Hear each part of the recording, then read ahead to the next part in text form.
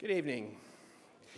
So I'm Hamilton Fish, and on behalf of the Nation Institute and our wonderful co-sponsors, I would like to welcome you to historic Town Hall in New York City for a special program on the war in Iraq.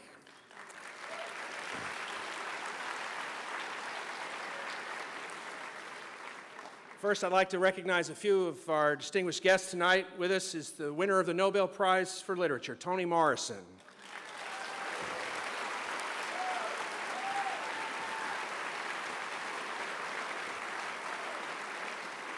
From the Nation magazine, Katrina vanden Heuvel.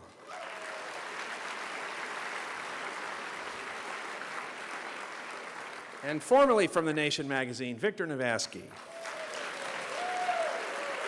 And the co-host of Democracy Now!, Juan Gonzalez.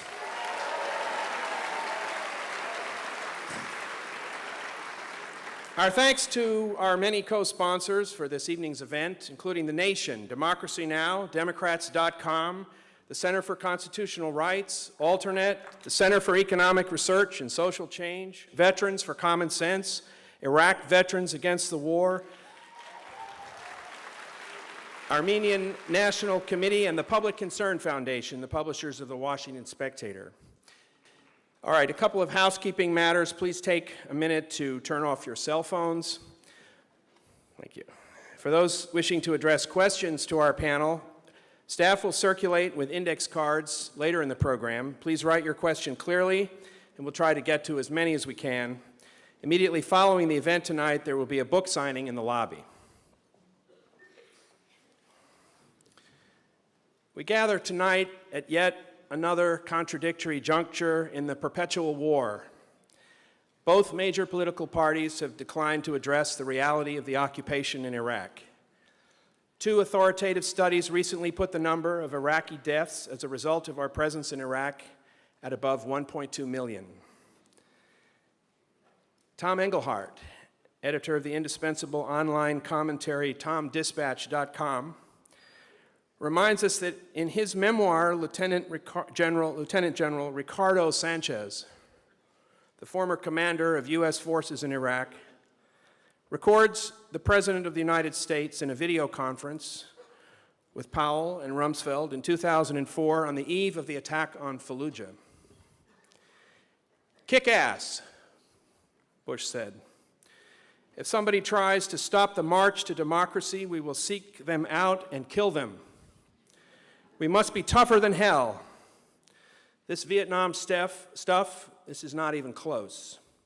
It's a mindset. We can't send that message. It's an excuse to prepare us for withdrawal. There's a series of moments, and this is one of them. Our will is being tested, but we are resolute. We have a better way. Stay strong. Stay the course. Kill them. Be confident. Prevail. We are going to wipe them out. We are not blinking."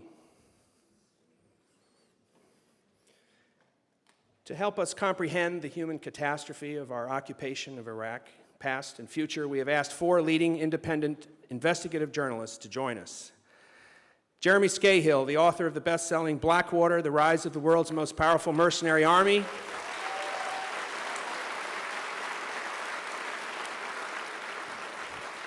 Scahill is a Puffin Foundation Fellow at the Nation Institute, a contributor to The Nation magazine, and the winner of a 2008 Polk Award. Chris Hedges.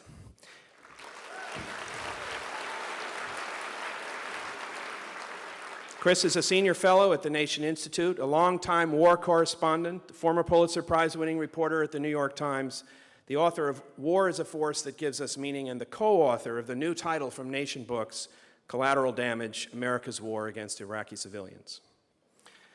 Layla Al-Arian. Layla is the co-author of Collateral Damage, is a graduate of the Columbia School of Journalism, the Nation Journalism Internship Program, and is now a producer for Al Jazeera English. And to steer tonight's discussion, the investigative reporter for The New Yorker, winner of the Pulitzer Prize and the Polk Award, and for the last 7 years, a one-man truth squad in American journalism, Seymour Hersh.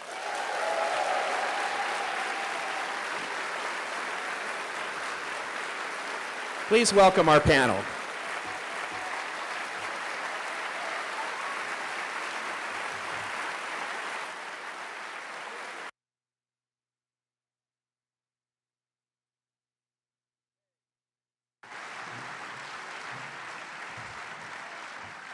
I can't help but say that Chris Hedges and I have something in common. We were both together at the New York Times in what I call BWK days, which is before William Crystal. There's two extraordinary books we're going to be talking about, but before we do that and get to that, I thought maybe just to move it along a little bit, just in terms of where we're going to go next on the eve of an election, I would ask, maybe the four of us could talk a little bit about it. How do we get out of here? What's the way out of Iraq? Is it just as simply as saying we're going to withdraw troops? What about the word morality, which doesn't get mentioned very much? Do we have a moral obligation to the people who we've been bombing and strafing and brutalizing and whatever, et cetera, as you'll hear in some detail today, along with our own soldiers, who are equally as victims, as much victims as those they do damage to? So what is the way out? What is the right thing to do? Colin Powell once said, you know, if we own it, we own it. If we break the shop, or whatever the cliche was, we have to fix it. And I can tell you there was a meeting recently of some senior Obama advisors, in which one of them, a very serious guy, this is the foreign policy team that he's assembled, and this particular person has experience in the Pentagon, in the special operations area. It's sort of great that he's on the team. But he said, let's just get the hell out of there, it's their problem. So the question, Chris, what's the way out? What do we do? What's the right thing to do? First of all, the argument that's often made for retaining some kind of a presence, one that all of the candidates, from Barack Obama to Hillary Clinton and of course John McCain, have made, is that the occupation forces are a force for stability. And I think if you look closely at the interviews that we did with 50 combat veterans, all on the record, or you look at Jeremy's book on the mercenaries that have turned, you know, huge swaths of Iraq into the Wild West, it's clear that not only are we our presence does not contribute in any way to stability, but it is another form of violence in that cauldron of warlords and renegade militias and mercenary forces. It's just one more contributor towards daily atrocities that are visited on Iraqi civilians. That's the first part. The second part is that under post-Nuremberg laws, the invasion and occupation of Iraq is defined as a criminal war of aggression. We have no right to be there, and we have no legal or moral right to debate the terms of the occupation. You know, one of the things this administration has done, from Kyoto to the anti-ballistic missile treaty to the shredding of the Geneva Convention, is essentially destroy that delicate and important fabric of international law that was largely put in place by the United States since World War II. And we must begin a recovery of that. Otherwise, we will live in a world without rules, without laws, where any state can invoke its domestic needs to carry out preemptive war. And finally, I think the moral issue is real. You know, we have become essentially a rogue state, one that runs offshore penal colonies where we torture, one that abrogates for itself the right to invade countries that do not pose a threat to its security, so that, you know, and I think finally, as somebody who's covered a lot of insurgencies, the only two options now are a fairly quickly ordered or phased withdrawal, or the eventual collapse of the mission in Iraq. All we need is for Muqtada al-Sadr to cut the lines, to end the ceasefire, cut the supply routes. All we need is for the Bush administration to make a strike on Iran. Iran does not have the capacity to hit the United States. It does have the capacity to inflict tremendous damage on American installations with heavy loss of American life in Iraq, and it would. So the mission is extremely fragile. And so I think finally the solution is either an ordered and a planned withdrawal or a collapse of the mission itself. But let me ask you a question, just to be practical. How do you do it? When you're talking about a plan, here's what bothers me about it. This is a country that's left with no social fabric at all. We just walk out and it becomes— Well, it doesn't exist as a country anymore. Iraq, as you know, the experiment that was Iraq following the Treaty of Lausanne doesn't exist. It is, and it will never come back. And so when we talk about Iraq as a nation, it's a fiction. So we leave it to the warlords that control each area? Well, we've already divided the country. I mean, that's what paying the Sunni awakening groups has done. That's what allowing the Kurds to establish an independent enclave in the north has done. We have already carved up Iraq. Even Baghdad is now carved up into these labyrinths of ethnically cleansed pockets run by militias, criminals, kidnapping gangs, warlords, whatever you want to call them. But we have, let me just interrupt, we have no obligation to the innocent civilians there beyond leaving. Is that it? Well, that presupposes that our presence is somehow beneficial for Iraqi civilians, and I don't think that it is. No, but of course not. But hold on, wait, because let's take it to the next step. There's no question that withdrawal is essential, but what is our further obligation? Is it just withdrawal? Do we encourage some sort of, do we encourage the neighboring states? Not that we have, I'm not talking about this administration, has no sway whatsoever, but the next administration presumably will have some ability to organize something regionally. Do we encourage, do we raise money? Well, we're not the only player in Iraq. So, I mean, the problem is the Saudis at the forefront, but most of the Sunni Arab states do not want to see a Shiite-dominated Iraq, and neither does Israel. And so what you are already seeing in the power vacuum is a bolstering of the Sunni awakening groups. Now, the Sunnis, who constitute a minority in Iraq, ran the intelligence service, they constituted the officer corps, and all of the special forces units. And by cutting a deal, we pay now about 80,000 Sunni awakening members salaries of $300 a month. By cutting a deal with the Sunni awakening fighters, we have allowed them to constitute a conventional force which has not only no loyalty, but deep animosity to the central government. We have unleashed centrifugal forces, which often happens in war, that we do no longer have the ability to control. But think a year ahead. We've started to pull out. And you're absolutely correct. Every fact you said is, I think, pretty much in the knowledge, what we've done with the Sunnis, et cetera, et cetera. What is our obligation for the innocents, to the young people, the kids that were born, that lived the last 7 years? Imagine what it's like to be becoming a teenager now in Iraq. What's our obligation beyond that?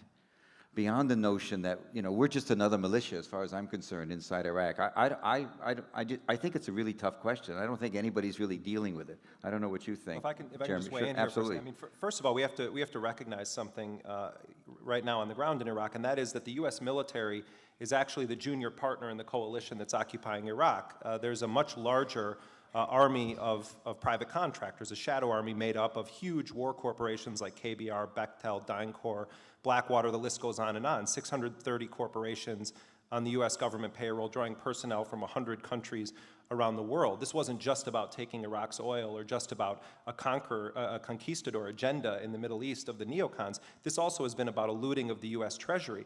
But even with those facts on the ground, the reality is there's not a single serious candidate for president right now, described as viable by the corporate media, who actually has a plan to end the occupation. Barack Obama does not, sorry if I'm disappointing some folks, have a plan to end the occupation of Iraq.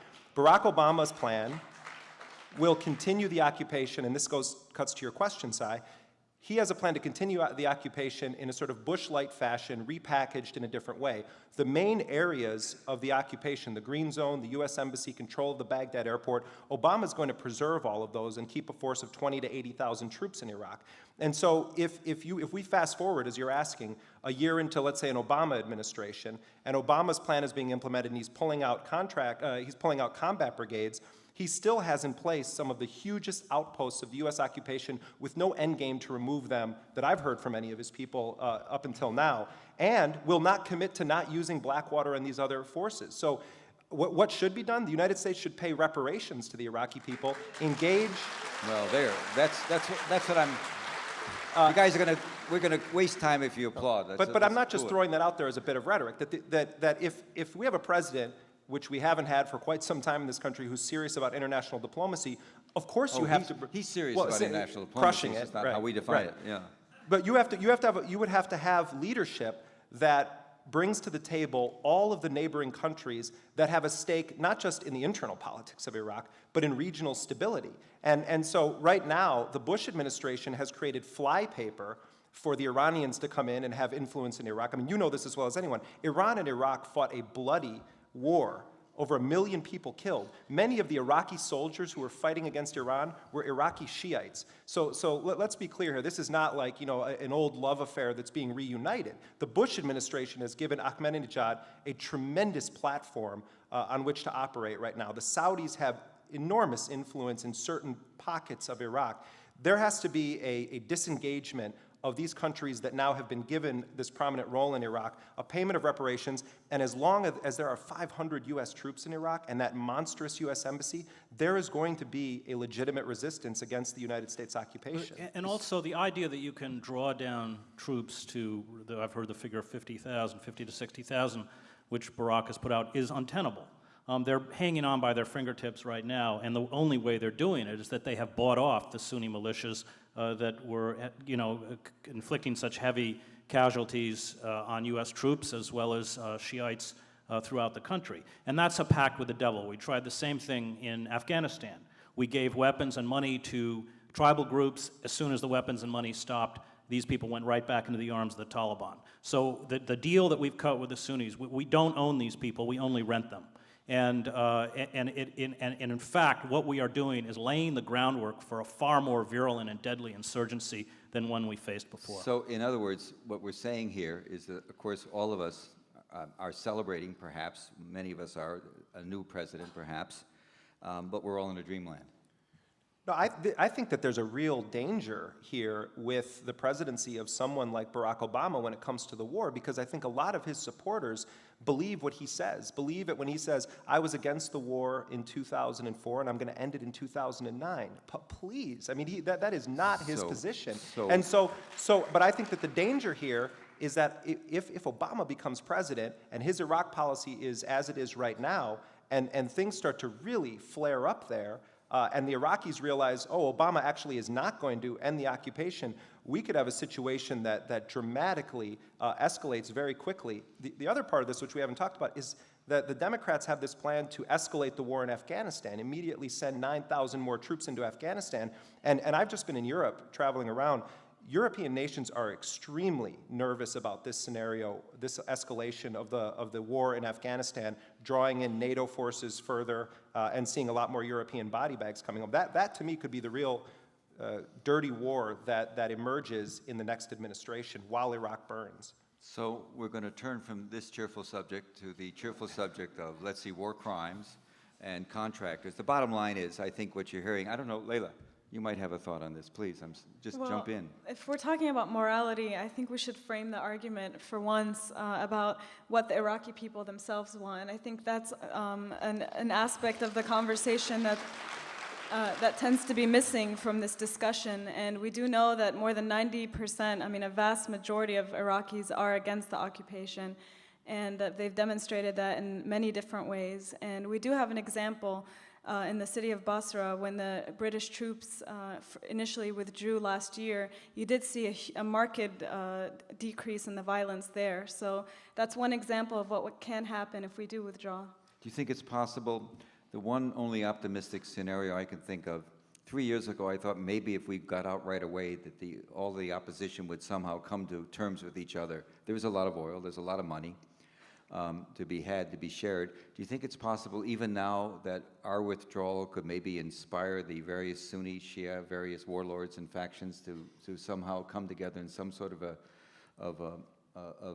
a series of agreements, even if there's no loose federalism or what? Well, I spent I spent 7 years in the Middle East and a lot of time in Iraq, and I don't see at this point, I mean, the Sunnis have so much blood on their hands, starting with the overthrow of the monarchy, leading up to essentially the invasion of Iraq, and they have very potent backing, not only from Israel, but from the Saudis and others who are willing to give them arms and training. Unfortunately, we took a policy in Iraq that was working. We just talked about George Kennan. It was a policy of containment. Iraq was a shadow of what it was before the first Gulf War. Saddam Hussein was sitting in palaces writing romance novels. His heir apparent, O'Day, was nearly killed and badly crippled in an assassination attempt. If we had been patient, the regime would have toppled under its own weight. And we took a successful policy and we replaced it with probably the worst foreign policy debacle in American history. And to somehow think that we can go in and unleash the hydra-headed monster of war, and not only that, but ethnic war, and then somehow make it better, I think is naive. We can't. We've destroyed the country. But I think U.S. policy, I'm sorry, I just have to say something. The policy of the Clinton administration toward Iraq during the 1990s was economic terrorism. The Clinton administration was waging an economic war against the Iraqi people. Yes, Saddam Hussein was contained in the traditional sense of the term, but the Iraqi people paid the price for it. Saddam didn't pay the price for it at all. And having spent years myself traveling in and out of Iraq through the hospitals that were like death rows for infants, I mean, U.S. policy has been consistent going back to the 50s, as you know, Chris, when the CIA supported the Ba'ath Party, when Rumsfeld was shaking hands with Saddam in the 80s, when George H.W. Bush bombed Iraq and the civilian infrastructure, and then Clinton presides over the most brutal regime of economic sanctions in history, killing hundreds of thousands of Iraqis through systematically starving them and depriving them of medicine. And then Bush invades the country and occupies it. The Iraqis have always been the victim. But you're very right about the economic sanctions, but what came in conjunction with the economic sanctions were UN inspectors who, after the Gulf War, went in, and I went into Kuwait with 1st Battalion, 1st Marines. There were huge stockpiles of biological and chemical artillery shells that were ready to be fired actually on the Marines as soon as they engaged in the frontline reservist troops, and they had targeted those shells on the trenches. Fortunately for us, command and control had broken down and the order was never given. And it was the inspection teams that were able to go in and essentially destroy the Iraqi military in a way that the coalition forces never did during the war itself, that worked and that was vitally important in essentially defanging Iraq. I don't argue with you on the economic sanctions, but I think when we look at the ability of those inspection teams to go in and essentially clean the country up, and we now know in retrospect that they cleaned it up completely. They were highly successful, and that was a successful policy. Let's just, we can deal with the past, and it just may be as bad as the past was. What makes me very nervous is I think the future may be equally as bad or perhaps even worse, because I don't think we're facing up to what the reality is, and there's been a lot of glib political talk, and I think the problems are so intractable. And as Layla said, we don't really listen to the Iraqis, we never have. It's just, in a funny way, it makes both your books more important because they're going to be more relevant not only this year, but next year and the year after, because it's not going away, folks. This is going to be a problem. George Bush, it just may delight him. I don't know. It probably will. I think one of his, I honestly sometimes think the chaos model was a serious model for this. One doesn't know what Bush is doing at any time.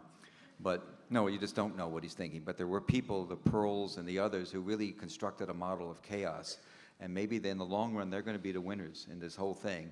There's no serious political discussion right now of the future, except for the glib stuff that even the most progressive Democratic candidates are saying. So we're really in a bind, and it's not ending.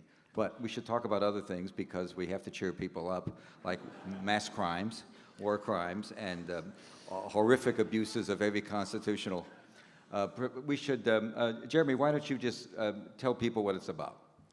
Your book. One of the, just to put this in the immediate context, one of Blackwater's senior executives recently said that he could see a scenario where the U.S. begins a military withdrawal, and that it would actually increase the need for private contractors, for more contractors to actually enter Iraq. And he was saying that deadly seriously.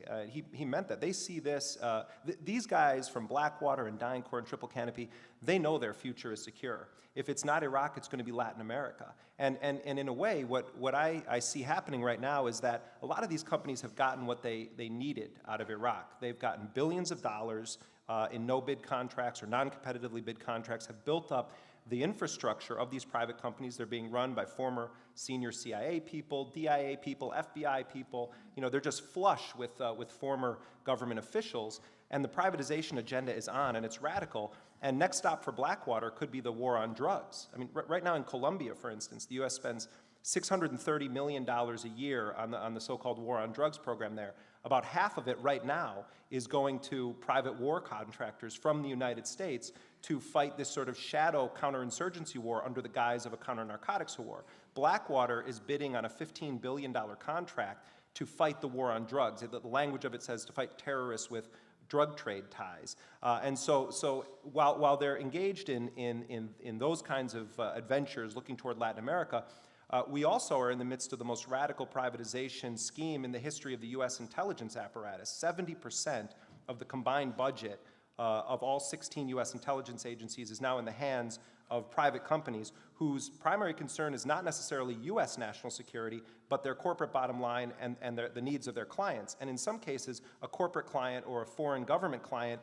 does not have the same interests as the United States government. And so I see this as part of this incredible radical privatization agenda. And if we don't wake up very soon to the fact that we are creeping toward a corporatist state, and that it's not just about, well, the Pentagon and the soldiers are the bad guys in this equation, and realize that these are for-profit companies whose entire livelihood depends on things getting worse. And so their future is secure regardless of who's at 1600 Pennsylvania Avenue. In your book, you write quite a bit about Eric Prince, the leader of the senior executive of Blackwater, and his sort of the cowing and the tittering the press, the love affair they have with him. We all know how the mainstream press, you know, our crowd, Chris, has sort of failed us in terms of its obligations under the First Amendment. What the hell happened here? I heard you with Amy and Juan yesterday talk about your sort of astonishment that despite all the press about the incident last fall and over your book, it still hasn't been, the issue of these companies and their roles still aren't very much on the agenda of most Americans. Well, I mean, first of all, this is the result of Nancy Pelosi and Harry Reid's leadership in the Congress. Their crowning achievement has been to get an approval rating lower than President Bush. And it's an extraordinary achievement. But the fact is, you've got Henry Waxman and about a half a dozen other people in the House, and then you've got a handful of people in the Senate who have made this even remotely a priority on their agenda. And to me, you know, if you look at it, if you're a Democrat power player, it's a no-brain issue. You've got a company that is an ideological foot soldier for the Bush administration pouring money into Republican campaign coffers that's alleged to have committed the greatest massacre of civilians in Iraq committed by a private company. And you don't defund these guys? You agree with the Bush Justice Department that when Eric Prince comes before Congress, he doesn't have to answer any questions about the Nisour Square massacre? And I'm not sure if people realize this. Eric Prince, 2 weeks after his forces were alleged to have gunned down 17 Iraqi civilians, Maliki, the fake prime minister of Iraq, screaming about they need to leave. Terrible diplomatic crisis. Tell everybody exactly what happened there. Right. Take a minute, just so they're all brought up to speed. A little bit after noon on the day of September 16th, 2007, a white Opel sedan being driven by a 20-year-old Iraqi medical student and his mother pulls into this square in the Mansour district of Baghdad. At the same time they pull in, 4 heavily armored vehicles are driving down the wrong side of the street. The men inside the armored vehicles see these two in the car, decide that they're a potential suicide bomber, and decide to shoot the 20-year-old medical student in the head. They then begin firing on the car and end up blowing it up, and that began a 15-minute killing spree by operatives from Blackwater. Among the victims were a 9-year-old boy named Ali. His head exploded in his father's lap. An Iraqi lawyer who survived it was shot 4 times in the back as he fled. And after these killings happened, nothing happened to the individuals who were alleged to have carried out the killings. In fact, they were given limited use immunity by the State Department, which is how Oliver North ultimately got off after Iran-Contra when the prosecution was attempted against him. His lawyers argued that he had this immunity and that the investigators would not have been able to bring a criminal case against him without information that they got from his immunized testimony. So the Bush administration engaged in an incredible cover-up of these killings, the Nisour Square killings. And what happened is that Henry Waxman, who's been investigating Blackwater for years, said, I'm going to get to the bottom of this, and they force Eric Prince to come out of his bat cave and appear. I think he thinks of himself as Batman. He comes out of the cave to, in the middle of the night to save all the, good people from the evil terrorists. And so when Eric Prince goes to Washington to testify, he went fully prepared. I had his prepared statement to be talking about Nicer Square. And he was going to spin a version of events that Blackwater was the victim of an armed ambush by enemies of the Americans. When we get to the hearing room that day, it turns out that the Bush Justice Department decided the night before, we're going to actually investigate this. The FBI is going to investigate it. So Congressman Waxman, please don't ask any questions about Nicer Square because you could contaminate the investigation. And Waxman, who I have a tremendous amount of respect for, agreed to it. And so Eric Prince did not have to answer any questions that morning about the Nicer Square massacre, and instead went on with his rhetoric about his men bleed red, white, and blue, and the statistic that matters when talking about Blackwater is 0, the number of Americans killed under our protection, and on. And then he had a love fest with Charlie Rose and 60 Minutes and all these corporate media outlets. And then he was going to write a book called We Are Blackwater, and it was supposed to come out this week, and then mysteriously it disappeared. It's not coming out anymore. And Prince went back into the Batcave for a while, and then we had a little blip on the radar. April 2008, Blackwater's contract extended for another year in Iraq, and the U.S. Congress continues to fund Blackwater's operations to the tune of over $1 billion just for its work for the State Department. So I just wanted to ask Jeremy a question. Can I? You can certainly do anything you want. What's that? You can absolutely do what you want. It's not a coup d'etat. I spent 2 years traveling around the country writing a book on the Christian right called American Fascists, the Christian Right and the War in America. And but I'm wondering, I think you can put the pieces. I mean, Eric Prince is a charter member of the radical Christian right, and to what extent is the rise of these mercenary forces, who now have, is it 3 large bases in the United States, are building their own armored vehicles, which they want licensed for U.S. roads, appeared in Katrina. To what extent is this essentially the last piece of the puzzle in essentially what is a corporate fascist state, and that is creating a private army? I watched it in the Balkans. I watched the old Yugoslav army get hollowed out and replaced with Serbian militias, Arkan and these groups. It's something that fascist movements did. It's something that what you do is essentially you destroy the legitimate armed forces and create a politicized armed force. And once that's complete, we have nowhere to go. And I just, I don't know how far you're willing to go with that. But. I mean, there's no question that this administration is destroying the United States military in a very significant way. We were talking beforehand about the ricochet impact that this so-called war on terror is going to have on this country, in the United States. When these guys come home and they start beating their wives, they're committing suicide, they're dealing with severe psychological issues that are not being adequately addressed by the healthcare system that is available sometimes to veterans in this country. And then there's another layer to it, which is, remember, there are actually more contractors than soldiers. What happens when they come home also? Well, some of these guys take up employment with other contractors and they continue working, and maybe they end up deployed at Hurricane Katrina, maybe they become Border Patrol agents. But to the bigger question that Chris is raising, Eric Prince, the owner of Blackwater, comes out of a family that was at the epicenter of funding the rise of the radical religious right and the Republican Revolution of Newt Gingrich in 1994. And the people, and Sai, you know some of these names, the people that peppered this young guy's landscape when he was growing up: Chuck Colson, Nixon's hatchet man during Watergate, the author of Nixon's Enemies List, who now is an evangelical minister and a faith-based advisor to Bush. His heroes were James Dobson, Focus on the Family, Gary Bauer of the Family Research Council. He interned in George H.W. Bush's White House, but said it wasn't conservative enough for him. Eric Prince, the owner of Blackwater. So he's with all these people who they believed in the 90s that what they were doing was waging a war against Bill Clinton's secular dictatorship. And in the midst of all of these discussions, Eric Prince decides to start Blackwater and began building it in 97 and 98. And at the beginning, it was envisioned as a very different company than it is today. It was 9/11 and the attack against Afghanistan that pulled Blackwater into the mercenary business and getting it started with providing soldiers for hire. The Katrina operations were incredibly disturbing to see Blackwater operatives deployed on the streets of a U.S. city talking about confronting criminals and stopping looters. And I know from talking to Blackwater executives that Blackwater sent its forces into New Orleans with no government contract initially. 184 men in a Puma helicopter, and after a week they beat most agencies of the federal government there. In fact, I don't even know if FEMA has arrived yet in New Orleans, but they beat most agencies of the federal government there and began winning all of this business. And then the Homeland Security Department hires them because the Louisiana National Guard was over occupying in Iraq and Afghanistan, and Blackwater made over $70 million off those operations. So let me ask you this. Okay. All right. Go ahead, Layla. Thank you. Why don't you tell them about our book?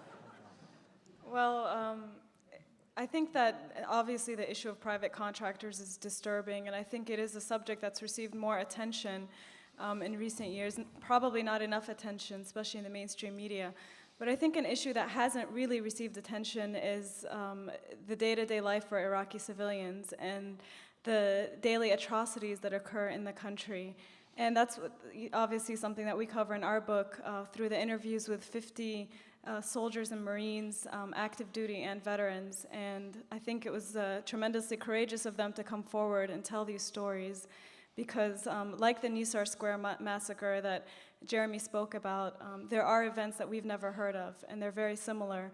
And it's tragic because it's so commonplace and so indiscriminate. So an Iraqi family can be driving down the street on the way to school or work and pass a checkpoint, and the soldier or Marine at the checkpoint can fire because the rules of engagement tell them they can. And what governs the rules of engagement is one simple rule. If you feel that your safety is at threat, you can fire.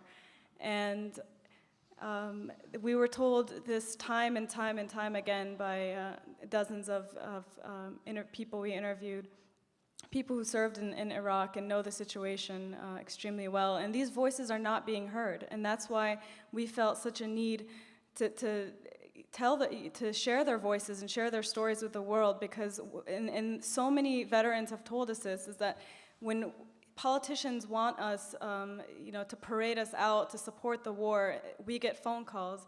But when we tell these stories that no one wants to hear, no one returns our calls. And one soldier specifically, who's, like Jeremy mentioned, there is this ricochet effect of people coming back, and they're deeply scarred and deeply traumatized by what they've been through.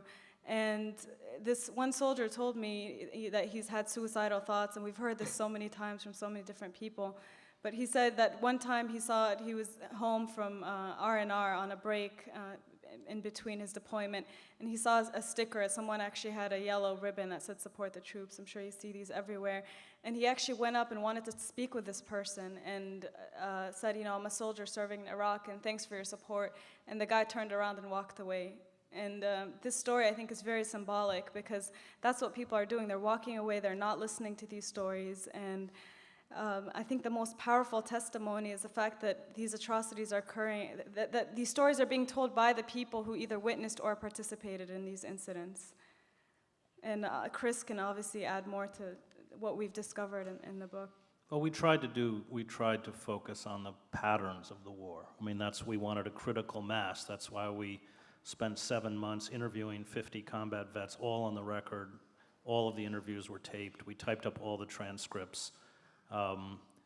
And I think we went after that number because we wanted to counter this idea that the death of innocents at a checkpoint or in convoys that are racing 50, 60 miles an hour down the middle of the street, not only running over Iraqi civilians, but slamming into Iraqi vehicles and often opening fire in the same way that Blackwater did in the incident Jeremy just related on anything that they see as a threat, is part of the daily reality of the war in Iraq.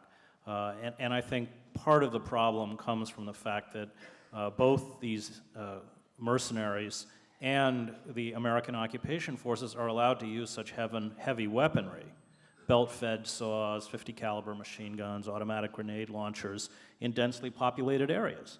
So that anytime, and this was just something we heard over and over and over again, anytime an IED went off, they would lay down withering, suppressing fire. And we have some of the veterans would talk about actually the numbers of rounds that they expended into neighborhoods. And they very rarely stopped to investigate the casualties and the dead.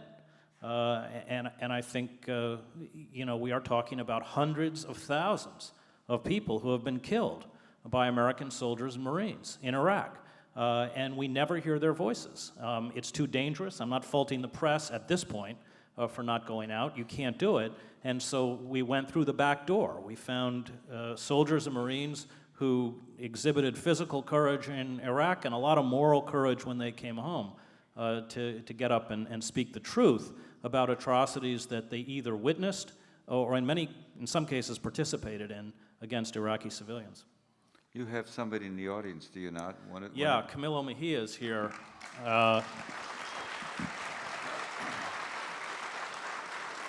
Hey, can we bring him up? You should come up and, come on up, Camilo. He was going to say Camilo's, and his book is for sale. Camilo, I'll let Camilo tell his story, but he's a great guy. And finally, to protest the war, he, as an active duty soldier, refused to carry a weapon.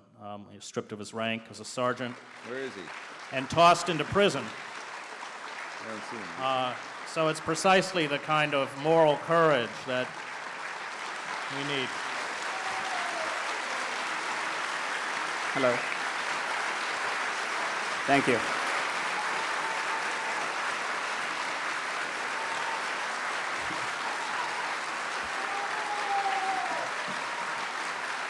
Thank you.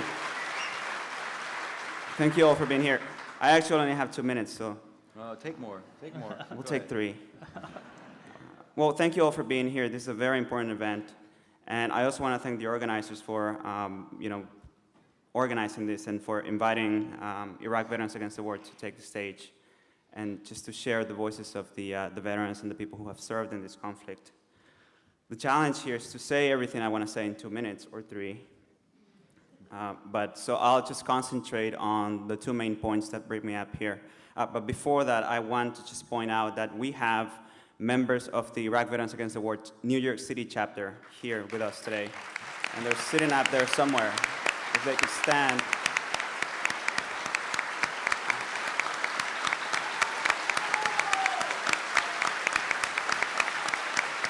Thank you.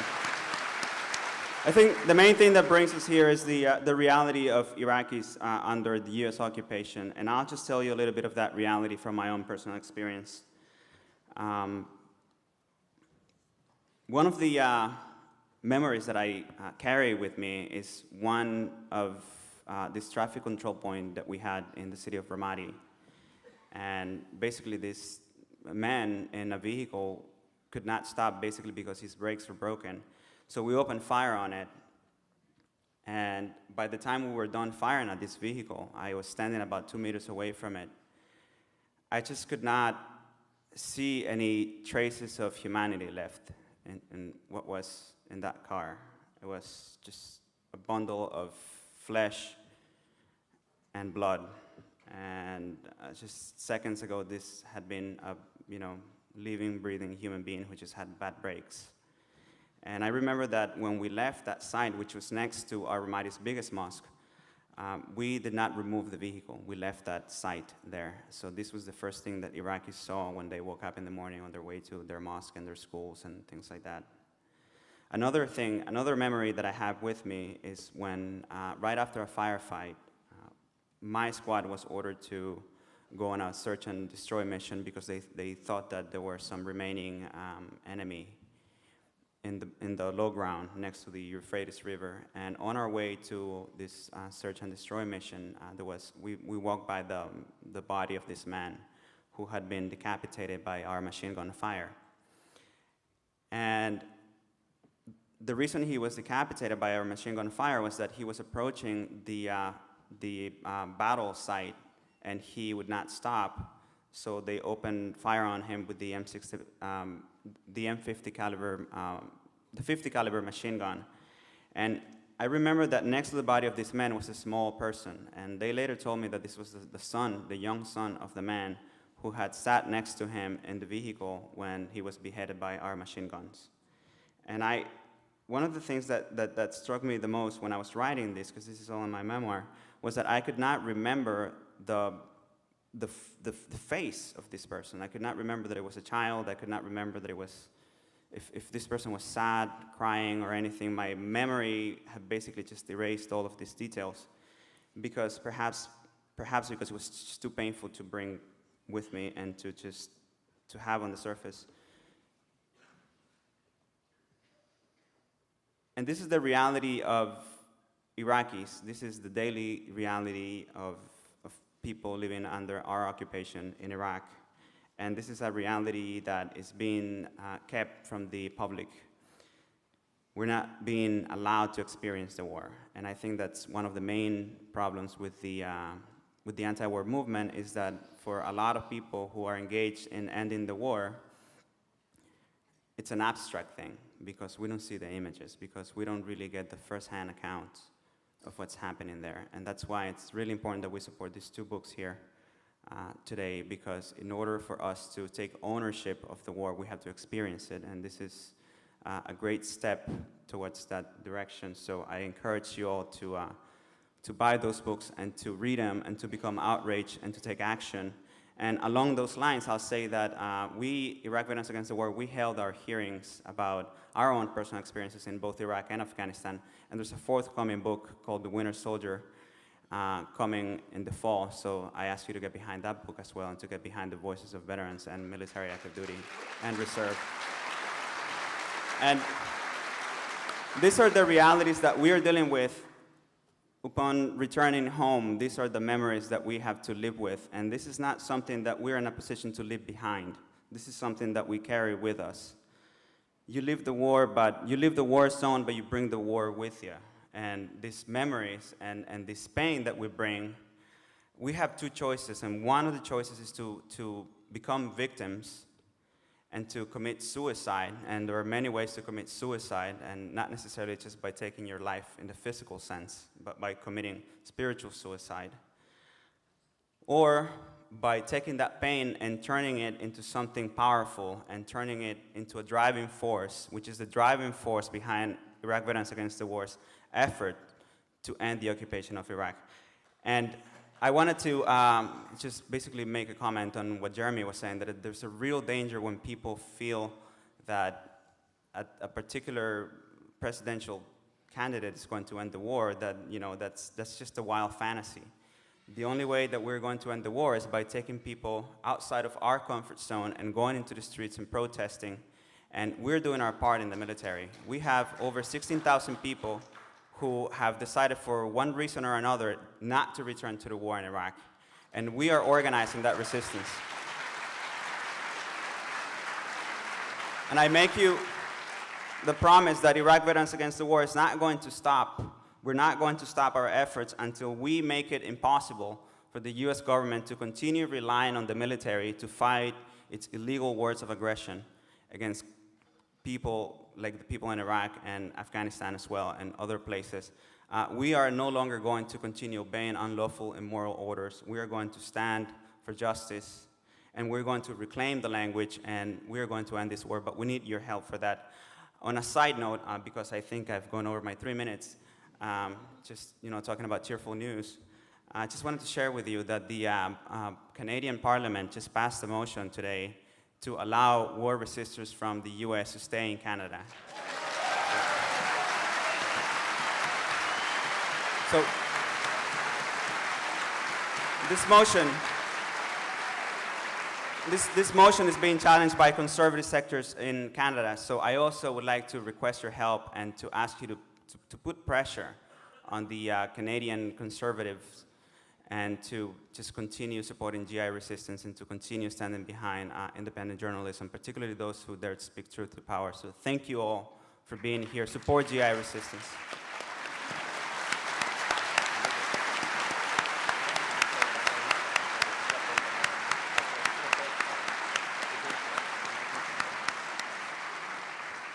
I think we ought to go to audience questions, unless somebody else in the audience has a suggestion. I think they're bringing. Can I just say one thing about IVAW, Camilo's organization? First of all, Camilo Mejia is a true hero, and we thank you for your service in this movement. The Iraq Veterans Against the War, at a time when we hear the Democratic candidates talking about residual forces, a counterterrorism strike force, we may have to keep the U.S. Embassy alive that was built on slave labor. IVAW has a very simple set of demands, and these are combat vets, many of them who served in Iraq and Afghanistan. The first is immediate unconditional withdrawal of U.S. troops from Iraq, along with their army of contractors. The second is payment of reparations to the Iraqi people. And the third is adequate support and health care, mental and physical, for veterans who come home from the war. That's much clearer than any candidate for president. Let me just say that the Veterans Administration has been systematically, and this I know firsthand, systematically underestimating publicly this number, the percentage of veterans who come home with serious psychological and physiological symptoms from the war. The percentage is staggering. 30–40% are coming in with very little money available. The bottom line of all of this is really a downer, which is that we're not even beginning to deal with the reality, either in the mainstream press or in the presidential election, of what's coming. And that's what makes this pretty remarkable evening, as far as I'm concerned. So let's go on. Cy, there are a number of people who want you to stop being the moderator and start being a participant. Where have they been all night? One question comes up a few times. There are so many echoes of Vietnam in what we've heard tonight. Can you comment? Look, in a nutshell, let me just say this. 58,000 Americans dead. Let's not even count. We often say in America, 1 or 2 million Vietnamese, as if there's not much differentiation in the number. But that war was a tactical war, a tactical mistake in the sense that we lose that many number of Americans. We have this violence we commit against the Vietnamese, and 3 or 4 years later, they want to play Monopoly with us. And we travel there now, and there's fun hotels there, and it's a great place to go. Southeast Asia is wonderful, and they're very courteous, and they're warm to Americans. We have what, I shouldn't say only, because it's never only when you're talking about deaths, but it's about 8% of the deaths in this war, 4,100 American deaths so far. But this is a strategic war. We're in a war that is going to have consequences for generations. This is a war against the Muslim world. This is a war in which we have really defied common sense, and as a nation, we're not even beginning to realize the enormous consequences of what we've done. And they're going to be long-standing, and as I say, strategic. We're going to have to be repairing our reputation and repairing the world for 10 or 20 years, and I don't know if we're up to it because we're not even able yet to seriously discuss the consequences of being yet another militia in Iraq and behaving like another militia. So the comparison is, if you thought that was bad, I've got another war for you coming. It's pretty bad. I'm not selling uppers on the corner, I promise I'm not. There are a number of questions relating to impeachment for all members of the panel who would care to respond. But the gist of them are, what factors prevented the impeachment of Bush for the lies related to the war and the other crimes that have been committed? The Democratic Party.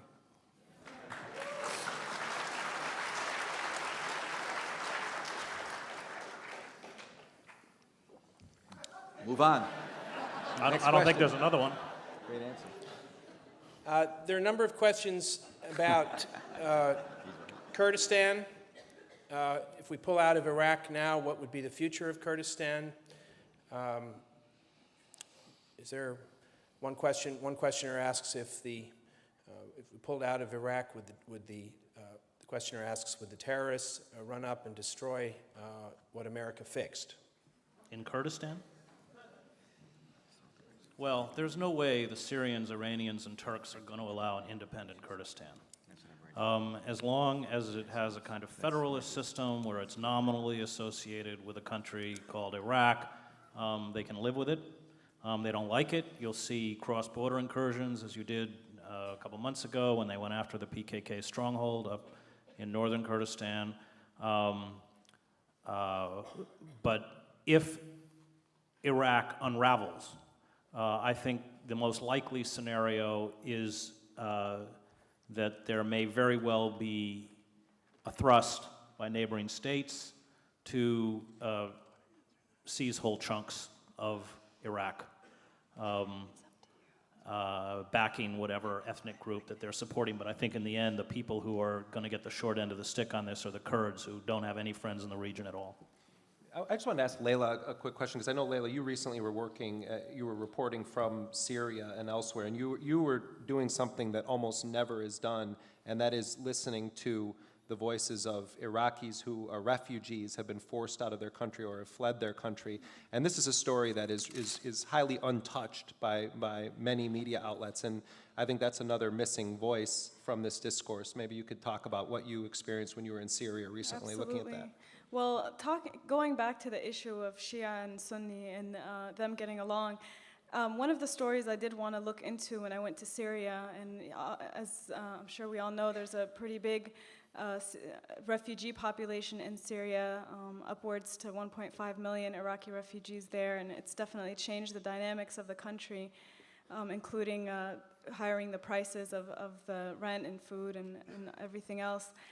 And I did notice that the Shia and the Sunni communities there did get along fairly well. I'm not going to lie and say that it's ideal or it's how it used to be, but there is that peaceful coexistence. Now, part of it might be on the part of the Syrian government to ensure that there's no internal tension there among the Iraqi community, but I did notice that families were visiting each other, and and that was encouraging. It was definitely one of the more encouraging parts of the trip. But the situation for Iraqi refugees in Syria is bleak. Many of them have nowhere to go. The U.S. has only accepted a few thousand compared to even Sweden, which has accepted about 30,000 Iraqi refugees. So you can see kind of the difference, this small Scandinavian country versus our own country that actually went to war with the people we've turned into refugees. So definitely that issue needs much more attention. Their living situation even, I mean, there were Iraqis wearing coats indoors because they couldn't afford to pay for heat. I mean, a lot of them are living in complete poverty. Their children, they can't afford to send them to schools. So you have a whole generation of Iraqis, not only in Iraq, but in the diaspora that will be uneducated. So this is just the tip of the iceberg as far as not just what our own country will have to deal with as far as the long-term effects of what the veterans have to deal with, but also of the Iraqi people, both internally and outside of their own country. Either to Sai or another historian on the panel, when France decided to stop occupying Algeria, they withdrew very suddenly. Is France in Algeria a useful comparison, or is the USA in Iraq dissimilar?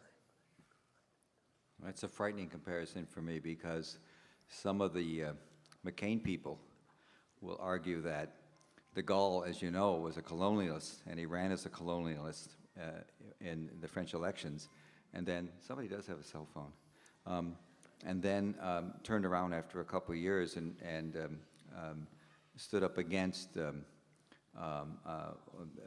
ordered the withdrawal of French troops from Algeria. And similarly, McCain people, they're suggesting that don't listen to what he says, he may end up being different.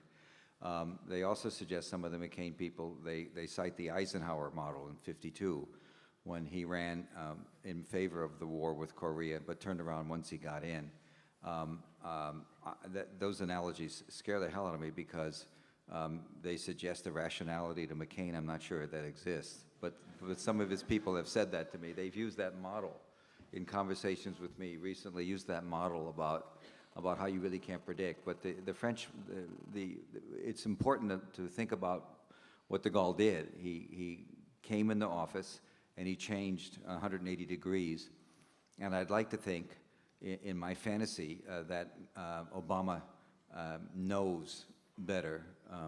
I have to be more optimistic than Jeremy. I think there's enough people around him that know how bad the situation is, that maybe what he's doing is trimming, and he'll move much more dramatically after he's elected. I like to think that, because the point is, it's going to take some really serious work next year. People in the intelligence community and the government, I'll just add this thing, what this White House has done is they just haven't overrun the Congress. They just haven't outwitted it. They just haven't manipulated it. They have deliberately and systematically sabotaged oversight. That's the reason we have the Black Waters. They have destroyed oversight. They have ruined it. They've made they've made the Democrats, as Chris suggested with his previous answer, cower. But oversight, as we know it, has been destroyed deliberately and purposely by these people. And it's an amazing story that will be told one of these days, but not until after they're out of office. There's been a noticeable absence of discussion of any kind with respect to the United Nations. Would anybody in the panel like to address the question of a possible UN force, possibly made up of Muslim troops from around the world? I only look to Chris, because, I mean, I could answer it also, but I look to you only because of your experience in reporting extensively on UN-run operations. Well, you know, I covered the war in the former Yugoslavia, and the reason that, you know, the peacekeeping mission that came in until 95 was untenable. It didn't work. It collapsed in the summer of 1995 when I was there in Sarajevo with the overrunning of Srebrenica and Jepa. Dick Holbrooke went to the White House, told Clinton that Clinton was freaking out, that they had committed 25,000 U.S. troops to extracting the peacekeeping mission. Clinton didn't want another Somalia, and that's the only reason the Serbs were bombed, which was what they should have done when they attacked Dubrovnik.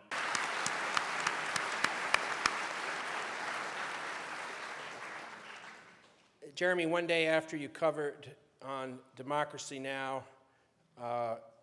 Obama's plans to continue the occupation via private contractor forces, the Clinton campaign announced her intention to ban these contractors. Do you think this was a serious and comprehensive offer?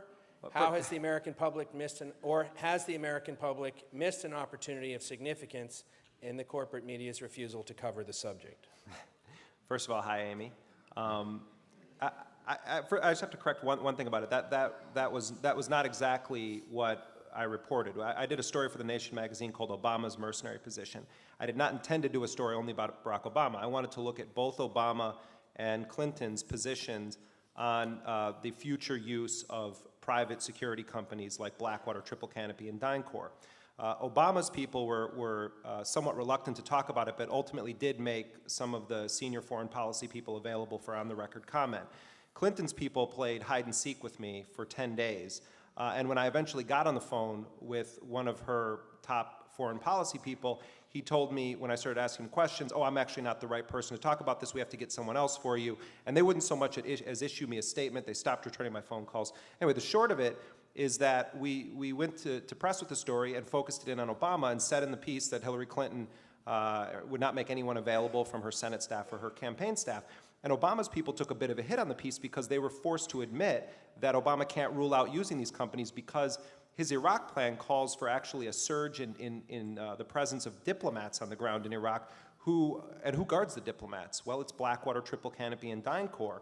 And that Obama would not sign on to legislation sponsored by Bernie Sanders in the Senate and Jan Schakowsky in the House called the Stop Outsourcing Security Act, which would effectively stop the use of these companies in Iraq and Afghanistan. The day after I did that story, Hillary Clinton releases a statement on her Senate website saying that Hillary Clinton is going to co-sponsor legislation to ban Blackwater and other private security companies in Iraq 5 days before the Texas and Ohio primaries. Let me say this, Hillary Clinton has been 5 years on the Senate Armed Services Committee. She has been missing in action and words on this issue. While I welcome the fact that Hillary Clinton has become the single most important political figure in the U.S. to call for their banning, I look forward to her making this her top legislative priority when she's back in the Senate.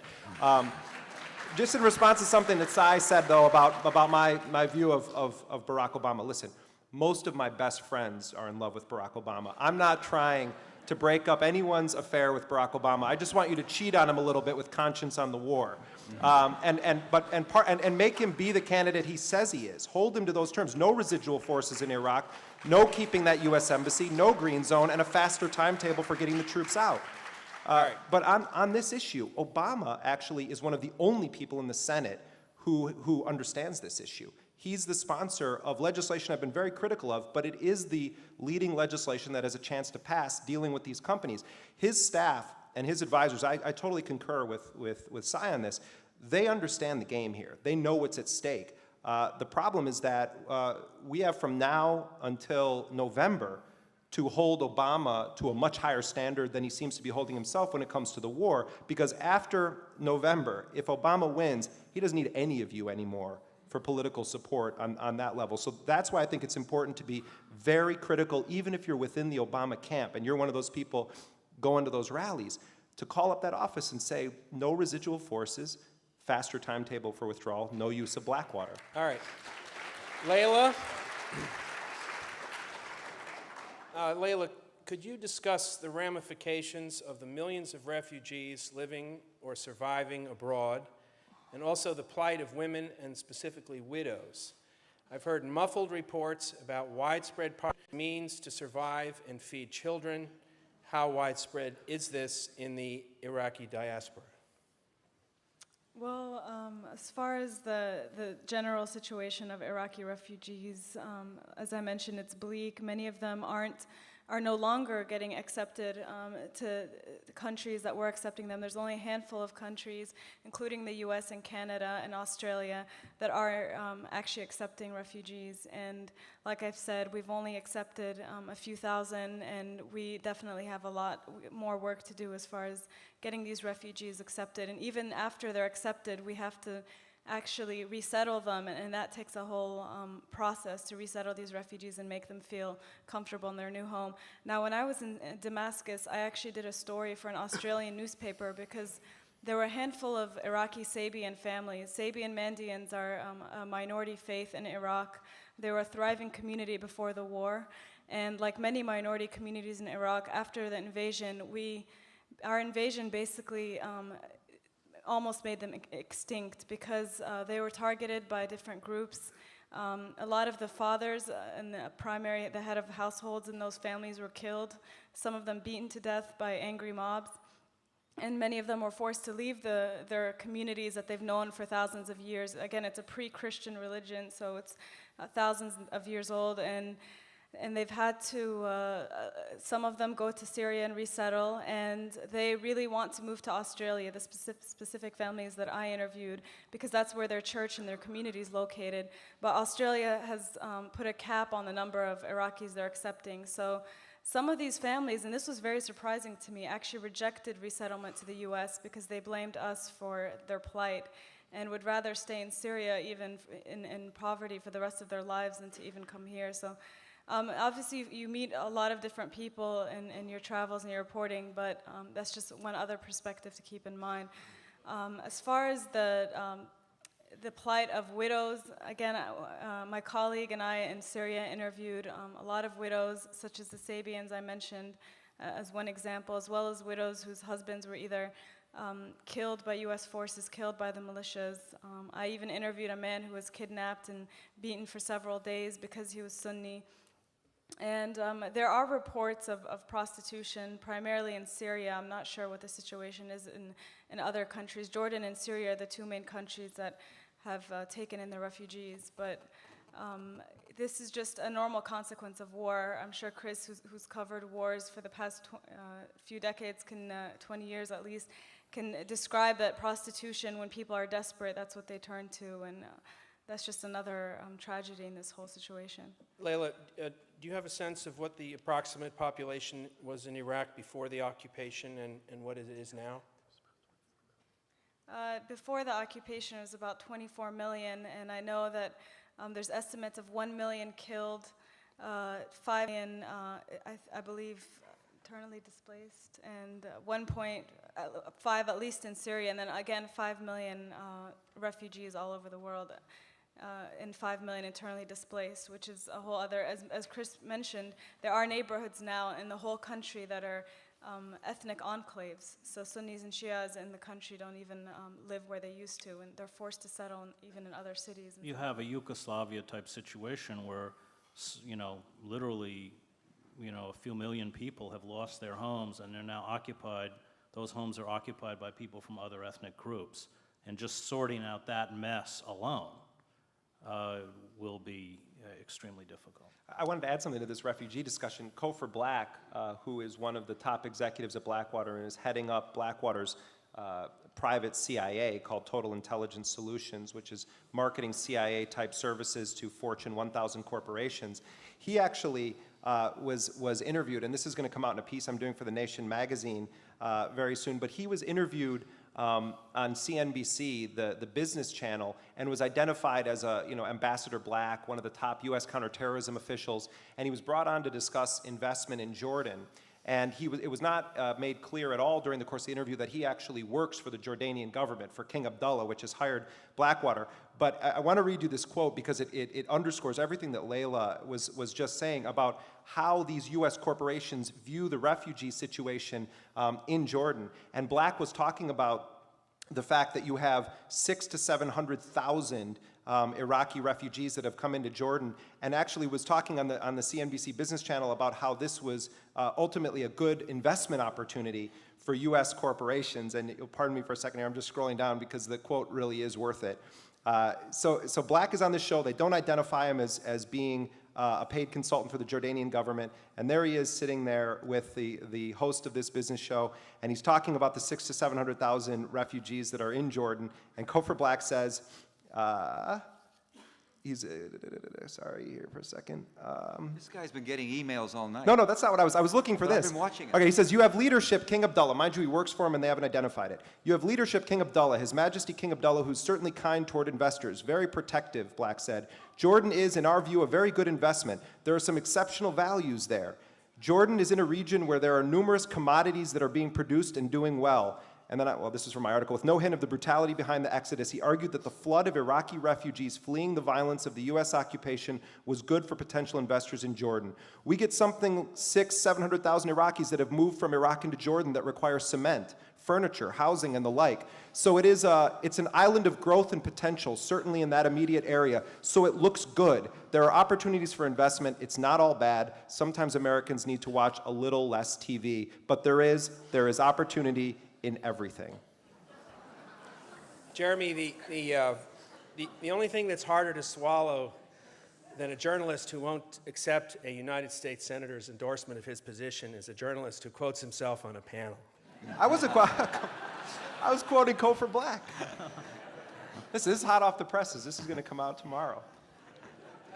There's a series of questions that are a kind of offshoot of the impeachment question, maybe a little more textured.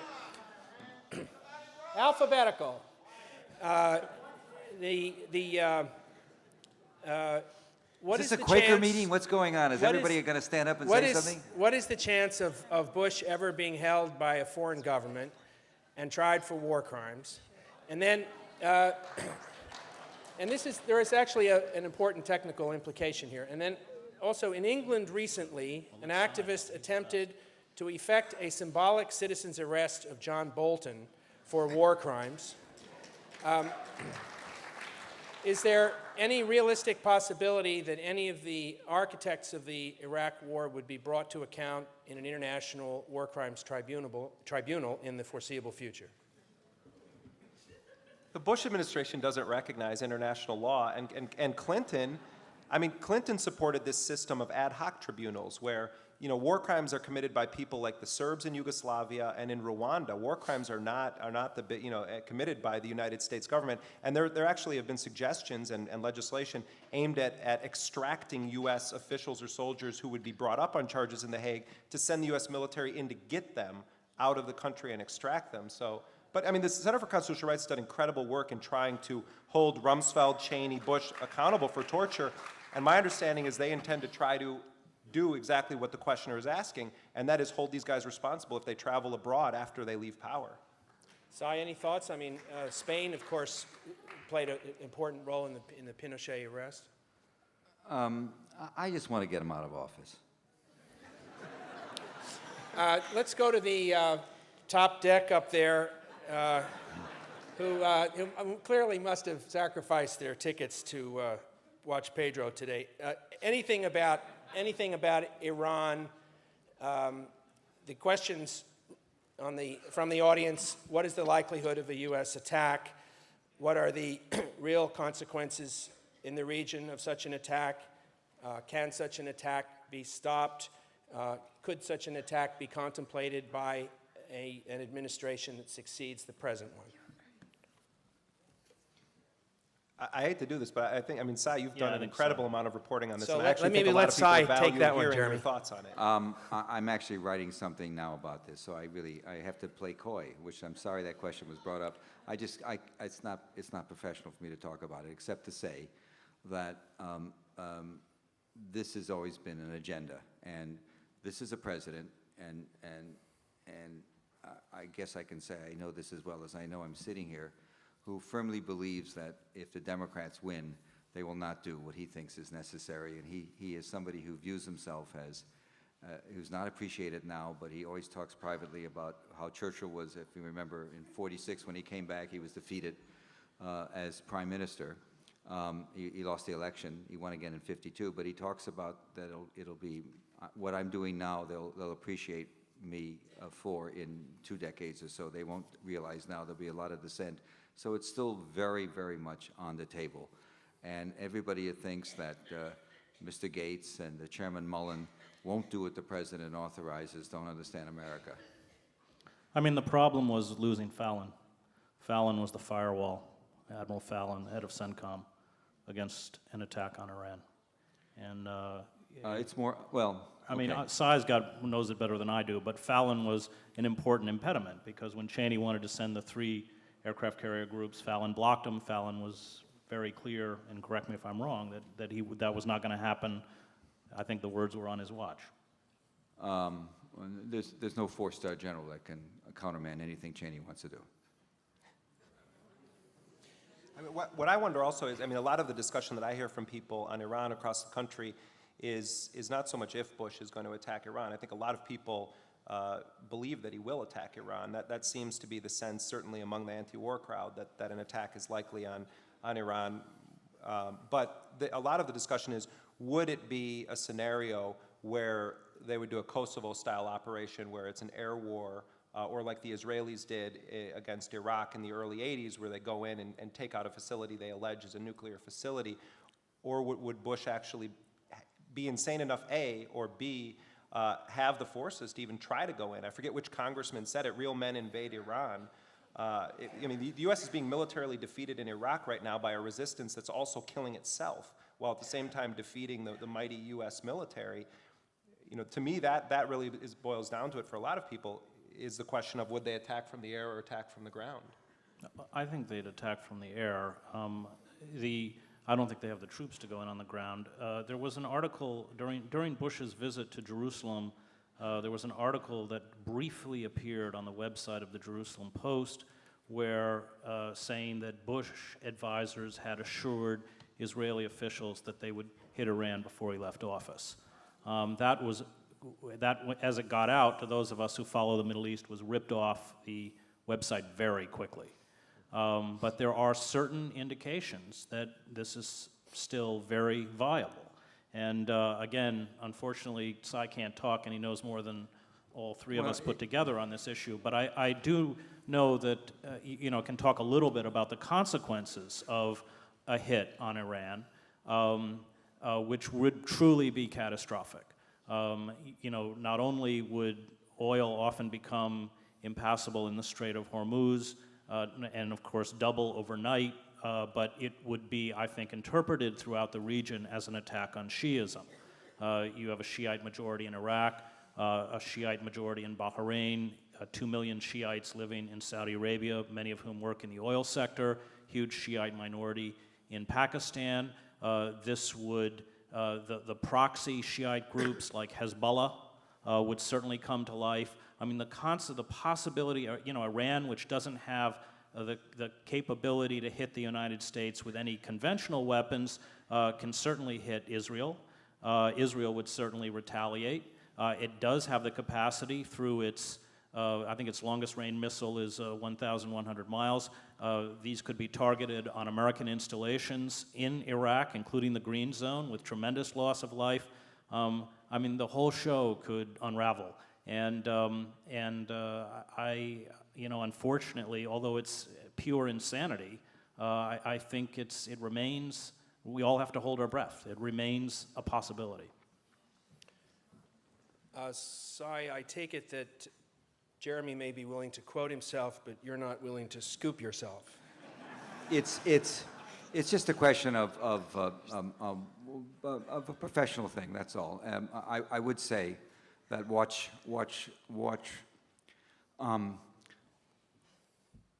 this Israeli approach to Syria, because Ehud Barak is very interesting and very consistent. And in 2000, when there were serious talks going on at Camp David and in West Virginia, if some of you might remember, the big issue for Barak when he was prime minister was he wasn't going to make a settlement with Arafat. He wanted to make a settlement, if you remember, with Syria first. And for Barak, the idea of separating Syria from the pack before you do anything is very, very important. So there's a way of interpreting the Turkish gambit with the Turks playing the interlocutory role between Israel and Syria as very interesting in the sense that if you can somehow move largely Sunni Syria, the Alawites, who are a mildly a sect that's probably closer related to the Shia than the Sunni, but the country is overwhelmingly Sunni. If you could somehow remove Syria from the Iran nexus, you would then really have a constellation of Sunni versus Shia that would still play to this administration's fanaticism about doing something about the Shia world before they leave office. So you can see the approach of the Israelis to Syria as something that could possibly tell you what could be coming down the pike. And I could also tell you that you also have to watch the election, because if McCain's in trouble, that also might have some implications for what might happen. All of these things are on the table. And I would just say this. I do know these guys. I've been much more inside than I can probably even say until it's over. But they're going to be lethal until 11:59 a.m. on January 20th, 2009. It's not going to end with the election, no matter who wins.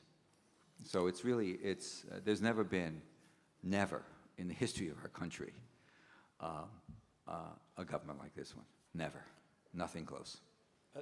In connection with the description of an unaccountable government, to Jeremy and to Chris, with the rise of a privatized army with an ideological and religious agenda that is seemingly outside the realm of legal accountability, is the Praetorian Guard coup scenario a real possibility? How would a coup look any different than what we have right now? Look. These guys butter both sides of the bread, and the reality is that Bill Clinton was a major supporter of the privatization agenda, specifically the agenda of armed private security companies. He really was a major backer of them. For the first time in 14 years, the Democrats are getting more money from the war industry than the Republicans are on the campaign trail, and it's sound business investment is the way that these guys view it. Yes, Blackwater is a different kind of company in the sense that it is an ideologically, it's not just driven by profits, it has an ideological commitment to not just the Republican Party, but to the exact interpretation of the Republican Party that Bush has and his vision for the future. But Blackwater is not the biggest of these firms. It's not even the most profitable. It just has the closest proximity to the throne. I sort of look at it as a high-end boutique on a strip full of Walmarts. So, I understand why people say that, why that question would be raised. I think they already are a threat to U.S. democracy. But when we start to talk about a coup, would that we had the political movement in this country that would necessitate a coup, or leadership in Washington that would make these guys think they had to enact a coup? Well, what we're undergoing is a coup d'etat in slow motion. And they are hollowing out the military. If you look at the salaries that these Blackwater operatives are paid, they have drained the intelligence community, the special forces community, and what they're doing is leaving essentially the military infrastructure as a shell. 800,000 jobs now in the U.S. military are handled by private contractors, and it is the destruction of a military which, ostensibly at least, has an oath to the Constitution, replaced by private mercenaries who don't come without a political agenda. They come with a right-wing, Christian, radical agenda. And I think what terrifies me is that, you know, we're probably 1 to 2 terrorists attacked from a police state. Layla, do the troops serving in Iraq welcome the actions of anti-war protesters, or does it, quote, hurt their morale, as the right would have it? Well, I wouldn't really refer to the troops serving in Iraq as a monolith. Obviously, there is a minority that still supports the war and supports the mission. I think psychologically that is an easier position to take, because then you don't have to live with your actions, if the case may be. But I think polls have shown, and even anecdotal evidence from this book and from the interviews we've done, that the majority of the military is against the war, including active duty. And as far as if they support the actions of anti-war protesters, absolutely, I would say, at least from the anti-war soldiers I've interviewed. And in fact, I think they wish that the anti-war movement were more vocal and more effective. And I think that's why they're taking matters into their own hands, as Camilo mentioned when he spoke. And IVAW has really done tremendous work as far as contributing to the anti-war movement and also spearheading efforts to take it in different directions. For example, during the Winter Soldier hearings in March, which I've covered for The Nation magazine, they incorporated technology. They were able to spread their message and share their stories that they told through the internet, and they had live streaming there. And I think they're really trying to use unique ways to get as many people involved and educated as possible. Even staging, I know here in New York City last summer, they blocked off part of the street and created their own checkpoint and had people walk through the checkpoint and did street theater and those types of actions. I think they're really effective in their own ways. Layla, another question. The questioner indicates that in many mass horrors, when men are either dead or injured, women take up a key role in the process of survival. While so many have died in Iraq, including women, is there an untold tale about the lives of Iraqi women? Absolutely. I mean, we talked about that earlier, the plight of widows both within Iraq and outside of it, trying to support their own families. And let's not forget that this war isn't the first time the Iraqis as a people have witnessed war and trauma and losing the head of the household. I mean, this is a people that have gone through sanctions, years and years of devastating economic sanctions that decimated the entire population, including infants who Jeremy mentioned were practically on death row in hospitals because they didn't have the medicine to save them. These are people who've had to go through a devastating 8-year war with Iran in which millions died.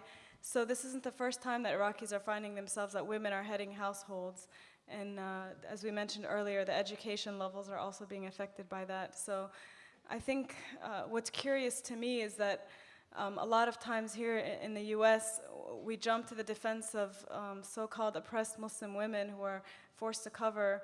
And that's a good cause if they indeed are forced to cover, but we don't talk about Muslim women in terms of what they suffer when, for example, we occupy their lands, such as we did with Iraq. So for those who are, like me, activists on women's rights and vocal about that, I think that's another way of looking at the whole situation.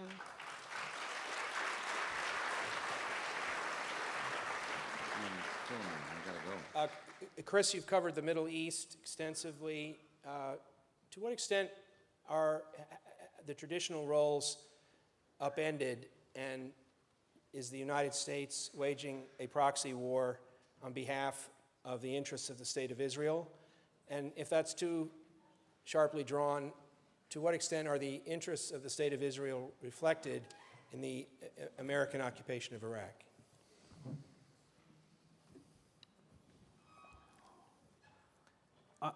Israel is beset with a messianic right-wing government, just as we are. that most Israelis do not support. Of the 7 years I was in the Middle East, 2 of those years I lived in Jerusalem, and there is a far healthier debate, not only about Israel's policies towards its Arab neighbors, but the horrendous occupation of the Palestinians in Gaza and the West Bank, and the terrible suffering that's now visited on the Palestinians in Gaza with this collective punishment. Unfortunately, we in the United States confront a very powerful Israeli lobby, which I don't believe represents the interests of Israel, and I think most Israelis would agree with me. It represents the interests of Kadima and Likud. I covered the campaign that Yitzhak Rabin mounted for prime minister, and AIPAC and other groups were supporting his Likud rival with money, and not only that, but flying over pollsters and other campaign officials to work on the campaign.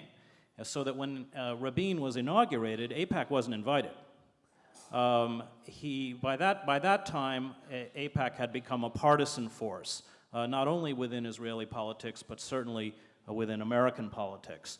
And what they have essentially done is shut out rational debate. I think this is suicidal for Israel, just as it is suicidal for us. And this nexus or this fusion of neocons with Christian radicals, with messianic figures like Olmert or Sharon, has been devastating. And of course, many of the people like Fife and Pearl and Wolfowitz and others are all part of this community. And I think for those of us who care about not only the United States but Israel, are horrified that they are able to drive through and effectively silence any kind of dissent, any kind of outspokenness on behalf of the Palestinians. You see it in the campaign debate. And Barack Obama, when he gets up and speaks about the Palestinian issue, has to read from the script that AIPAC gives him. In the end, it's tragic. It's tragic for the Palestinians, it's tragic for us, and ultimately it's tragic for Israel. I covered the Oslo Agreement. I did pre-Oslo and post-Oslo. And unfortunately, we have never recovered from the horrible assassination of Rabin, who understood that he had to find another route. That repression and sort of grinding the Palestinians into the ground with the heel of your boot was just counterproductive and wasn't going to work. And what happened after Oslo? I would hear Hebrew on the streets of Amman. I ran into a group of Israeli tourists speaking Hebrew in Rabat, in Morocco. They opened a trade office in Dubai. And after Rabin was killed, Likud came in, and then its successor, Kadima, and destroyed all of that. And that was deeply tragic because the architects of Oslo understood that the way to break the back of the Israeli and the Palestinian conflict was to give Palestinians hope, to integrate them into the Israeli economy, and give them a stake in the future of Israel. To, in very basic and simple terms, allow Ahmed to buy a refrigerator and send his child to school. And, I watched the whole growth of Hamas. I watched the Israeli policy create Hamas just like they created Hezbollah. When I was first in Gaza in 1988, Hamas was a non-entity. And, after the Oslo peace accords, everybody thought they could breathe again. They thought Hamas was finished. And 80 or 90% of the women who were covered took off their headscarves. They opened beauty parlors where they were getting their nails done. It was this window, quite moving window, into people who thought it's finished. We can just have a normal existence. And then everything got rolled backwards. So unfortunately, I think the quote-unquote or so-called Israeli lobby in this country is doing a deep disservice to our own country and to the state, the Jewish state they purport to defend.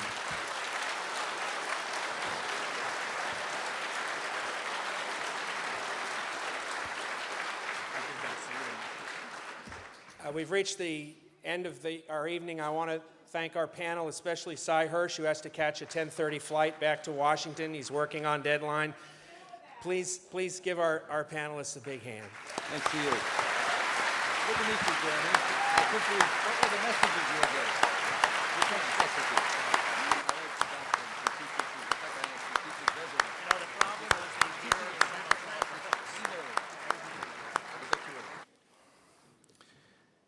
We gather tonight at yet another contradictory juncture in the perpetual war. Both major political parties have declined to address the reality of the occupation in Iraq. Two authoritative studies recently put the number of Iraqi deaths as a result of our presence in Iraq at above 1.2 million. Tom Engelhardt, editor of the indispensable online commentary TomDispatch.com, reminds us that in his memoir, Lieutenant General Ricardo Sanchez, the former commander of U.S. forces in Iraq, records the President of the United States in a video conference with Powell and Rumsfeld in 2004 on the eve of the attack on Fallujah. "Kick ass," Bush said. "If somebody tries to stop the march to democracy, we will seek them out and kill them. We must be tougher than hell. This Vietnam stuff, this is not even close. It's a mindset. We can't send that message. It's an excuse to prepare us for withdrawal. There's a series of moments, and this is one of them. Our will is being tested, but we are resolute. We have a better way. Stay strong. Stay the course. Kill them. Be confident. Prevail. We are going to wipe them out. We are not blinking." To help us comprehend the human catastrophe of our occupation of Iraq, past and future, we have asked 4 leading independent investigative journalists to join us. Jeremy Scahill, the author of the best-selling Blackwater, The Rise of the World's Most Powerful Mercenary Army.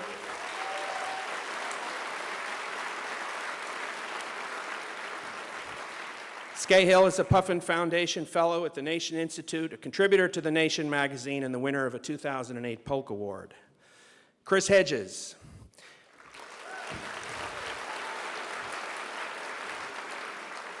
Chris is a senior fellow at the Nation Institute, a longtime war correspondent, the former Pulitzer Prize-winning reporter at the New York Times, the author of War is a Force That Gives Us Meaning, and the co-author of the new title from Nation Books, Collateral Damage, America's War Against Iraqi Civilians.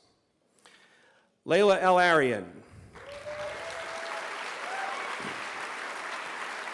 Layla is the co-author of Collateral Damage, is a graduate of the Columbia School of Journalism, the Nation Journalism Internship Program, and is now a producer for Al Jazeera English. And to steer tonight's discussion, the investigative reporter for The New Yorker, winner of the Pulitzer Prize and the Polk Award, and for the last 7 years, a one-man truth squad in American journalism, Seymour Hersh.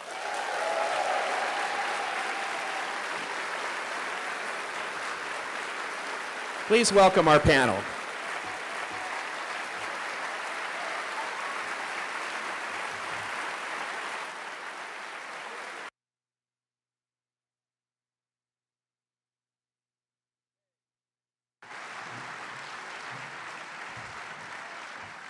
I can't help but say that Chris Hedges and I have something in common.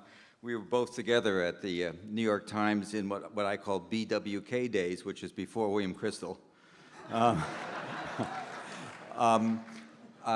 There's 2 extraordinary books we're going to be talking about, but before we do that and get to that, I thought maybe just to move it along a little bit, just in terms of where we're going to go next on the eve of an election, I would ask, maybe the 4 of us could talk a little bit about it. How do we get out of here?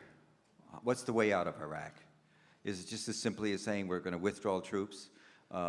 What about the word morality, which doesn't get mentioned very much? Do we have a moral obligation to the people who we've been bombing and strafing and brutalizing and whatever, et cetera, as you'll hear in some detail today, along with our own soldiers, who are equally as much victims as those they do damage to?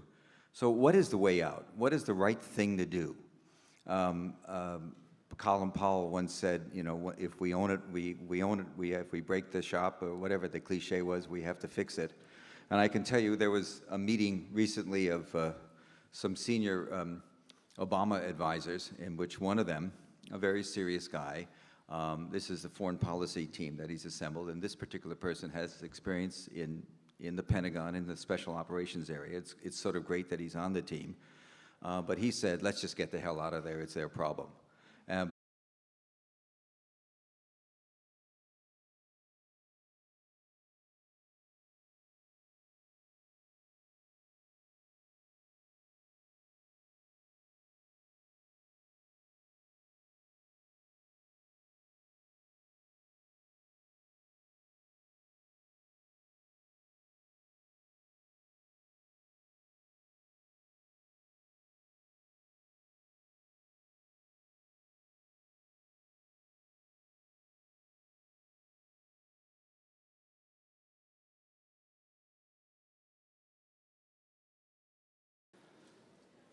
Good evening.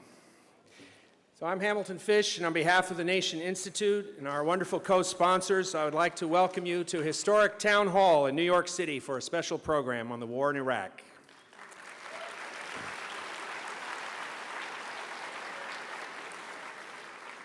First, I'd like to recognize a few of our distinguished guests tonight. With us is the winner of the Nobel Prize for Literature, Toni Morrison.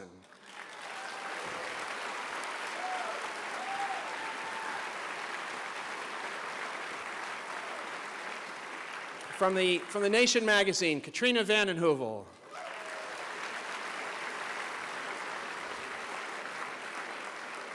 And formerly from the Nation magazine, Victor Navasky. And the co-host of Democracy Now!, Juan Gonzalez.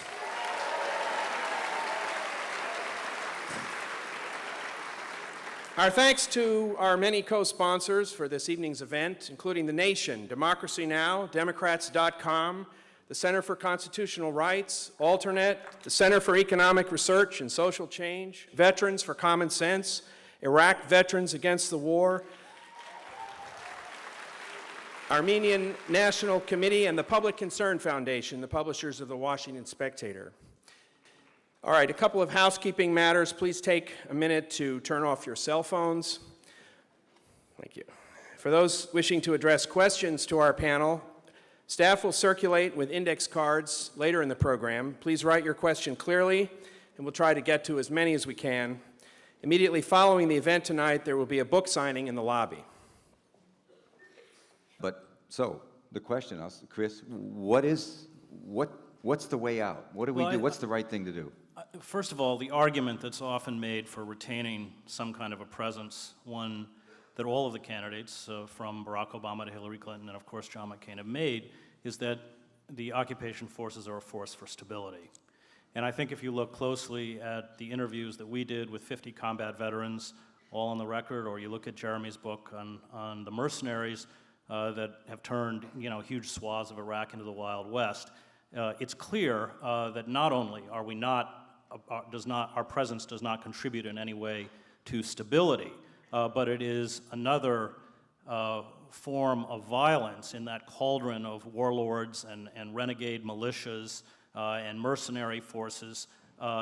It's just one more contributor towards daily atrocities that are visited on Iraqi civilians. That's the first part. The second part is that under post-Nuremberg laws, the invasion and occupation of Iraq is defined as a criminal war of aggression. We have no right to be there, and we have no legal or moral right to debate the terms of the occupation. One of the things this administration has done, from Kyoto to the anti-ballistic missile treaty to the shredding of the Geneva Convention, is essentially destroy that delicate and important fabric of international law that was largely put in place by the United States since World War II. And we must begin a recovery of that. Otherwise, we will live in a world without rules, without laws, where any state can invoke its domestic needs to carry out preemptive war. And finally, I think the moral issue is real. we have become essentially a rogue state, one that runs offshore penal colonies where we torture, one that abrogates for itself the right to invade countries that do not pose a threat to its security. So that, and I think finally, as somebody who's covered a lot of insurgencies, the only two options now are a fairly quickly ordered or phased withdrawal, or the eventual collapse of the mission in Iraq. All we need is for Muqtada al-Sadr to cut the lines, to end the ceasefire, cut the supply routes. All we need is for the Bush administration to make a strike on Iran. Iran does not have the capacity to hit the United States. It does have the capacity to inflict tremendous damage on American installations with heavy loss of American life in Iraq, and it would. So the mission is extremely fragile. And so I think finally the solution is either an ordered and a planned withdrawal or a collapse of the mission itself. But let me ask you a question. Just to be practical, how do you do it? When you're talking about a plan, here's what bothers me about it. This is a country that's left with no social fabric at all.